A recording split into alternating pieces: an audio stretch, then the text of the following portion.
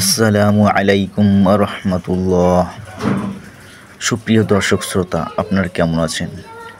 আশা করছি আল্লাহর রহমতে অনেক ভালো আছেন। প্রথমেই শুকরিয়া জ্ঞাপন করছি ওই মহান রবের নিকট, যে রব আমাদেরকে অফুরন্ত নিয়ামত দান করার মাধ্যমে এই দুনিয়ায় বাঁচিয়ে রেখেছেন। অতঃপর আকাই নামদার তাজদারে মদিনা হযরত মুহাম্মদ সাল্লাল্লাহু আলাইহি ওয়াসাল্লামের দরবারে লাখো কোটি দুরুদ ও সালাম পেশ করতেছি। যে নবীর সৃষ্টি না হলে এই দুনিয়ার কিছুই সৃষ্টি হতো না। তো বন্ধুরা, আমরা এখন আছি বাংলাদেশের জাতীয় মসজিদ বাইতুল মোকাররমের পাশে। আপনারা দেখতে পাচ্ছেন এখানে প্রতি ওয়াক্ত সালাত আদায়ের জন্য হাজার হাজার মানুষের সমাগম হয়ে থাকে। আশেপাশের অনেক মানুষ এবং দূর দূরান্তের মানুষ তারাও এই মসজিদে এসে নামাজ আদায় করে।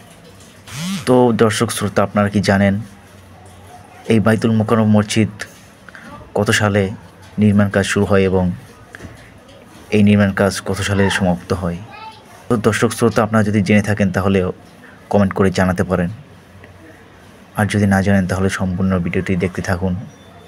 বাইতুল মোকাররম মসজিদের নির্মাণ কাজ শুরু হয় 1960 সালে এবং বাইতুল মোকাররম মসজিদের নির্মাণ কাজ শেষ হতে সময় লাগে প্রায় 9 বছর, অর্থাৎ 1968 সালে বাইতুল মোকাররম মসজিদের সম্পূর্ণ কাজ সমাপ্ত হয়। তো দর্শক শ্রোতা, এই ছিল আজকের ভিডিওটি আপনাদের থেকে কেমন লেগেছে অবশ্যই কমেন্ট করে জানাবেন, এবং আমাদের চ্যানেলটি সাবস্ক্রাইব করে না থাকলে চ্যানেলটি সাবস্ক্রাইব করে পাশে থাকা বেল বাটনটি অন করে দিন।